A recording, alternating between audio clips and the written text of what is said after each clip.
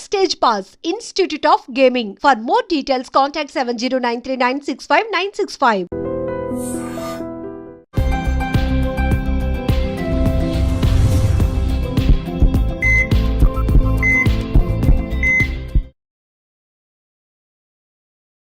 అందరికీ నమస్కారం. Welcome back to iDream media. మన ఆయుర్వేదం ప్రోగ్రామ్‌కి అందరికీ స్వాగతం. సో, ఈరోజు మనతో ఒక స్పెషల్ గెస్ట్ ఉన్నారనమాట. 35 ఇయర్స్‌గా ఆయుర్వేద వైద్యాన్ని అందిస్తున్న చిట్టిబొట్ల మధుసూదన్ శర్మ గారు. సో, ఈరోజు టాపిక్ వచ్చేసి ఫ్రీగా మోషన్ అవ్వడం అనేది చాలా మందిలో ఇది చాలా సిల్లీ టాపిక్‌గా అనిపిస్తుంది. అంటే మాట్లాడడానికి కానీ, ఎవరికైనా చెప్పడానికి కొంచెం ఆడ్‌గా కూడా అనిపిస్తుంది. బట్ ఫ్రీ మోషన్ అవ్వకపోతే మన డే అంతా కూడా అట్లానే నీరసంగా, బద్ధకంగా ఉంటూ ఉంటాం. దానివల్ల చాలా హెల్త్ కాంప్లికేషన్స్ వచ్చే అవకాశం కూడా ఉంటుంది కాబట్టి, ఫ్రీగా మోషన్ అవ్వడానికి మనం ఏం చేయాల్సి ఉంటుంది? ఆహార పదార్థాలు మార్చుకోవాలా? మన లైఫ్ స్టైల్ మార్చుకోవాలా? తెలుసుకుందాం. నమస్తే సార్, ఎలా ఉన్నారు? బాగున్నానమ్మా. సో, ఫ్రీ మోషన్ అవ్వాలి అన్నప్పుడు అంటే రెగ్యులర్‌గా ఇదవుతున్నప్పుడు జస్ట్ 1, 2 సార్లు కాకుండా డైలీ ఇదే ఇబ్బంది ఫేస్ చేస్తున్న వాళ్ళకి మీరు చెప్పే చిట్కా ఏంటి? ఓకేమ్మా. అసలమ్మా మన దేహంలో జీవన క్రియల ద్వారా గానీ, మనం తీసుకునే ఆహార పదార్థాల ద్వారా గానీ కొన్ని వ్యర్థ పదార్థాలు తయారవుతుంటాయమ్మా. సో, దేహంలో తయారైనటువంటి వ్యర్థ పదార్థాలు దేహంలో ఎక్కువ కాలం పాటు ఉండడం మంచిది కాదు. తెలుసుకోవాల్సినటువంటి అంశం ప్రతి ఒక్కరు. ఓకే. సో, ఈ దేహంలో తయారైనటువంటి వ్యర్థ పదార్థాలు బయటికి విసర్జింపబడేందుకు ప్రధానంగా 5 అవయవాలు తోడ్పడతాయమ్మా. వాటిని స్కిల్ అంటారు. SKILL. ఎస్ అంటే స్కిన్. చర్మం ద్వారా కొన్ని మల పదార్థాలు పోతుంటాయి. ఎలాగా? చెమట రూపంలో. ఓకే. అదేవిధంగా కిడ్నీస్, మూత్రం ద్వారా కొన్ని మరణ పదార్థాలు పోతుంటాయి. అదేవిధంగా ఐ అంటే ఇంటెస్టైన్స్ అంటే ప్రేవులు. ప్రేవుల ద్వారా మల విసర్జన ద్వారా కొంత మరణ పదార్థం బయటికి పోతుంటుంది. ఇప్పుడు మీరు అడిగేటువంటి ప్రశ్న దీనికి సంబంధించింది. రెండవది ఏమంటే లివర్ కూడా కొన్ని రకాలైనటువంటి ఈ యొక్క మరణ పదార్థాన్ని బయటికి విసర్జింపజేసేస్తుంటుంది. అదేవిధంగా లంగ్స్, ఊపిరితిత్తులు, మనం తీసుకునేటువంటి గాలి, వదిలేటువంటి గాలి, వీటిల్లో ఈ యొక్క విసర్జన పాత్ర ఉంటుందమ్మా. అంటే లోపల తయారైనటువంటి వ్యర్థమైనటువంటి కొన్ని ఈ గాలి పదార్థాలు, అంటే కొంచెం వాయు పదార్థాలు, దేహానికి ఉపయోగపడే వాయు పదార్థాలు కూడా బయటికి పోతుంటాయి అన్నమాట విసర్జన రూపంలో. ఇది స్థూలంగా. మరి ఈ రోజుల్లో మోషన్ ఫ్రీగా అయ్యేటువంటి వాళ్ళు చాలా చాలా తక్కువ మంది ఉన్నారమ్మా. సో, కారణాలు అనేకం. సో, మరి మోషన్ ఫ్రీగా అవ్వాలంటే అనేక రకాలైనటువంటి ఆయుర్వేద ఔషధాలు, ప్రకృతిలో దొరికేటువంటి ఔషధాలు, ఒంటింటి ఔషధాలు, అదేవిధంగా జానపదులు వాడేటువంటి ఔషధాలు, అదేవిధంగా మరి అడవుల్లో ఆటవిక జాతి వాళ్ళు వాడేటువంటి ఔషధాలు ఎన్నెన్నో ఉన్నాయమ్మా. ఇప్పుడు సమాజంలో మనకై మనం తయారు చేసుకుని దగ్గర క్షేమదాయకమైన ఔషధాన్ని ఎలా తయారు చేసుకుని వాడుకోవాలో చెప్తాను చూడండి. సైంధవ లవణం ఒక 10 గ్రాములు తీసుకోవాలమ్మా. సైంధవ లవణం, దీన్ని రాక్ సాల్ట్ అంటారు. మనకు మార్కెట్లో దొరుకుతుంటుంది. గడ్డలు దొరుకుతాయి, పొడి దొరుకుతుందమ్మా. సో, రెండవ పదార్థము సునాముఖి. గత అనేక కార్యక్రమాల్లో కూడా దీని గురించి చెప్పడం జరిగిందమ్మా. సునాముఖి ఆకు తెచ్చుకొని పౌడర్ ద్వారా తయారు చేసుకొని ఒక 25 గ్రామ్స్ సునాముఖి ఆకు చూర్ణం తీసుకోవాలి. ఫ్రెష్గా మనకు చూర్ణం దొరికేట్లయితే చూర్ణమైనా తీసుకోవచ్చమ్మా. ఆకు పొడి కూడా ఈజీగా తయారైపోతుంది కాబట్టి సొంతంగా తెచ్చుకొని తయారు చేసుకుని వాడుకోవడం మంచిది. మూడవ పదార్థంగా శొంఠి పొడి, అదొక 25 గ్రాములు తీసుకోవాలి. అట్లే సోంపు గింజల చూర్ణం, అదొక 25 గ్రాములు తీసుకోవాలి. సైంధవలవణం మాత్రం 10 గ్రాములు తీసుకోవాలి. సునామికి ఆకు పొడి, శొంఠి పొడి, సోంపు గింజల పొడి ఒక్కొక్కటి 25 గ్రాములు తీసుకోవాలి. సో, అన్ని పదార్థాలు బాగా కలిపేసేసి ఒక గాజు సీసాలో నిల్వ ఉంచుకొని రోజు రాత్రి పడుకునేటప్పుడమ్మా, సో 1/2 టీ స్పూన్ పౌడర్ నుంచి 1 టీ స్పూన్ వరకు, సమస్య తక్కువగా ఉండి చిన్న వయసులో వాళ్ళు ఉండి ఇబ్బంది లేకపోతే ఇంచుమించు చాలా మందిలో 1/2 టీ స్పూన్ సరిపోతుందమ్మా. సో, సమస్య ఎక్కువగా ఉండి మరి వయస్సు కూడా ఎక్కువగా ఉండి వాళ్ళకి ఇతర అనుబంధ లక్షణాలు ఉండి ఒక పట్టాన మోషన్ ఫ్రీగా కాక చాలా ఇబ్బంది పడేటువంటి వాళ్ళకైతే 1 స్పూన్ వరకు వాడుకోవచ్చు. సో, వయస్సును బట్టి, శరీర తత్వాన్ని బట్టి, వ్యాధి యొక్క వృత్తిని బట్టి, ఇతర అనుబంధ లక్షణాలను బట్టి 1/2 టీ స్పూన్ నుంచి 1 టీ స్పూన్ వరకు రాత్రిపూట ఒక కప్పు వాటర్లో గోరువెచ్చని నీళ్ళలో కలిపేసి తీసుకుంటున్నారు. దీనివల్ల ఏమైతుంటే కాల విరేచనం ఆరోగ్య కారణం. సో, పొద్దున్నే ఆ సెన్సేషన్తో మెలకు వచ్చేస్తుంది. ఎప్పుడైతే ఆ సెషన్స్ ద్వారా మెలకు వచ్చి మనం మోషన్కి వెళ్ళిపోతామో, మోషన్లో ఉన్నటువంటి మనకు ఆ మల పదార్థం తయారైన మల పదార్థం అంతా మోషన్ ద్వారా బహిర్గతం అయిపోతుంది కాబట్టి ఆ రోజంతా ఆరోగ్యంగా, హుషారుగా, ఉల్లాసంగా, ఆనందంగా ఉండడానికి అవకాశం ఏర్పడుతుంది. అదేవిధంగా ఈ విధంగా రెగ్యులర్గా జరుగుతుండడం వల్ల మరి ఉన్నటువంటి జబ్బులు త్వరగా తగ్గిపోతాయి, కొత్త కొత్త జబ్బులు రాకుండా కూడా ఉంటాయమ్మా.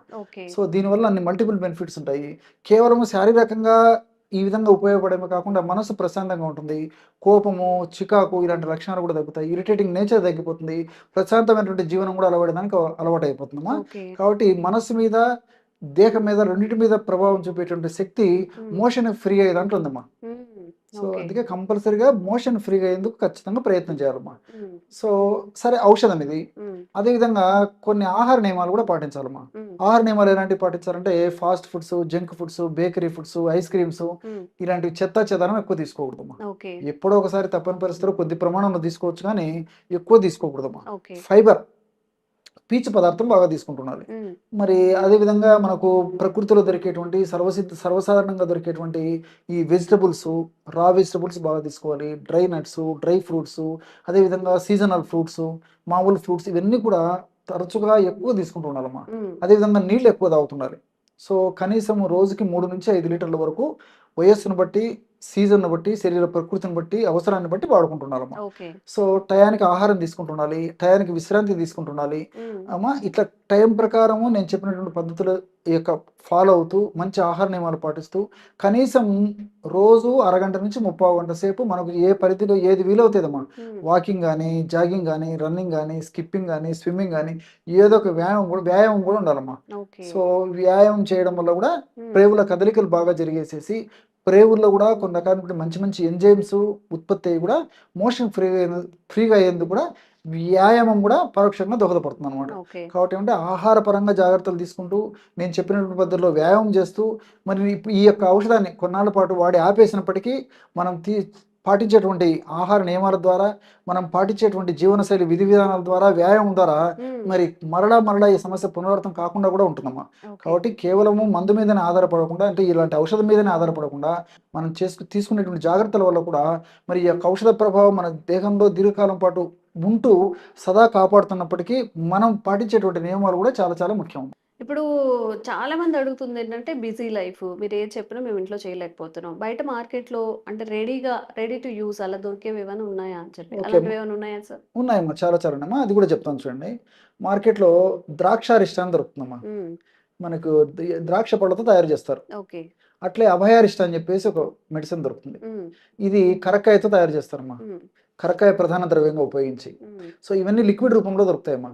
సో రాత్రి పడుకునేటప్పుడు 2 టీ స్పూన్లు అంటే 10 ml ద్రాక్షారిష్ట, 10 ml అభయారిష్ట, అక్కడ 20 ml అయింది కదమ్మా, 20 ml వాటర్ కలిపేసేసి రోజు రాత్రిపూట తీసుకుంటూ ఉండడం వల్ల కూడా చాలా చక్కటి ఫలితం కలుగుతుందమ్మా.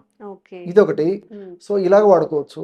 మరి ఏదన్నా షుగర్ ఉన్నటువంటి వాళ్ళు కానీ, లేకపోతే ఈ మూత్ర సంబంధించినటువంటి సమస్యలు ఉంటాయమ్మా. కొంతమంది మూత్రం ఎక్కువ వస్తుంటుంది, ముఖ్యంగా రాత్రిపూట. ఇలాంటి వాళ్లకు మరి ద్రాక్షారిష్ట, అభయారిష్ట లాంటి లిక్విడ్ రూపంలో ఉన్నటువంటి ఔషధాలు వాడుకోవడం వల్ల మరి రాత్రి యూరిన్ ఎక్కువ అయ్యేదానికి అవకాశం ఉంటుంటుంది. కాబట్టి అలాంటి వాళ్ళు మాత్రం ఈ యొక్క ఇది కాకుండా ఇప్పుడు ఈ త్రిఫల చూర్ణం ఉంది కదమ్మా, అందరికీ తెలుసమ్మా. ఈ త్రిఫల చూర్ణము, అదేవిధంగా అవిపత్తికర చూర్ణం అని చెప్పేసి దొరుకుతుందమ్మా. అవిపత్తికర చూర్ణం, త్రిఫల చూర్ణము, అవిపత్తికర చూర్ణం, ఈ 2 సమానంగా కలుపుకోవాలమ్మా. మనకు 2 మార్కెట్లో దొరుకుతాయి. 50 grams త్రిఫల చూర్ణం అయితే 50 grams అవిపత్తికర చూర్ణం. ఈ 2 పదార్థాలు బాగా కలిపేసేసి ఒక గాజు సీసాలో నిల్వ ఉంచుకొని రోజు రాత్రిపూట పడుకునేటప్పుడు 1 టీ స్పూన్ పౌడర్ని నీళ్ళలో కలిపేసి తీసుకుంటున్నారమ్మా. 1/2 టీ స్పూన్ నుంచి 1 టీ స్పూన్ వరకుమా.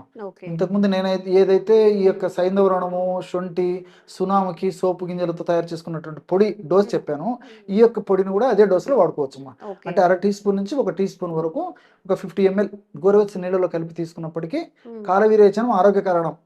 సో టయానికి ఆ సెన్సేషన్ ద్వారా మెలకు వచ్చేసి మోషన్ ఫ్రీ అయ్యేందుకు ఉపయోగపడుతుందమ్మా. ఓకే. కాబట్టి అంటే మరి నేను చెప్పినటువంటి ఈ చిట్కా రూపంలో ఉన్నటువంటి ఔషధాన్ని సొంతంగా తయారు చేసుకుని వాడుకోవడం ఒకటి, అలాంటి వాడుకునేటువంటి వాళ్ళు మీరు అడిగినట్లు మార్కెట్లో కూడా మంచి మంచి మెడిసిన్స్ దొరుకుతాయి. కాబట్టి మరి ఈ మెడిసిన్స్ వాడుకున్నా సరిపోతుందమ్మా. ఓకే. కానీ ఆహార నియమాలు, అదేవిధంగా వ్యాయామము, జీవనశైలి విధి విధానాలు నేను చెప్పినటువంటి పద్ధతిలో పాటించడం కూడా చాలా చాలా ముఖ్యం అమ్మా. ఓకే. సో సార్ చెప్పిన విధి విధానాల్ని పాటిస్తూ మీ లైఫ్ స్టైల్‌లో కొన్ని చేంజెస్ చేసుకుంటే ఈ సమస్యకి చక్కని పరిష్కారం లభిస్తుంది. తప్పకుండా ట్రై చేయండి. అవసరం ఉన్న వాళ్ళకి ఈ వీడియో ఫార్వర్డ్ చేయండి. Thank you sir. Thank you so okay much. అమ్మా. Sir, one life lesson what medicine has taught you. whatever you can do without expecting. But I really believe మన పాజిటివ్ యాటిట్యూడ్ ఉంటేనే మనం ఏదైనా సాధించగలం. గట్ని మనం correct గా deal చేసినట్లయితే అది మనకి పాజిటివ్ హార్మోన్స్ ని రిలీజ్ చేస్తుంది. షుగర్ వచ్చిన వాళ్ళ పరిస్థితి ఏంటి? పొట్ట దగ్గర పెరిగితే దాన్ని ఆండ్రాయిడ్ అంటారు, ఆండ్రాయిడ్ ఫోన్ కదా. అసలు థాట్స్ ఎందుకు వస్తాయి? బ్రెయిన్ డెడ్ అంటే దానికి ప్రపంచం అంతా కూడా కొన్ని నిర్దిష్టమైనటువంటి లక్షణాలు ఉంటాయి. మానసికంగా ధైర్యంగా ఉంటే క్యాన్సర్ జయించవచ్చు. You are a doctor for a cause sir, అంతే. వాళ్ళకి వచ్చిన ఆదాయం కాకుండా ఫ్రీ సర్వీస్ ఎంతమందికో చేస్తారు.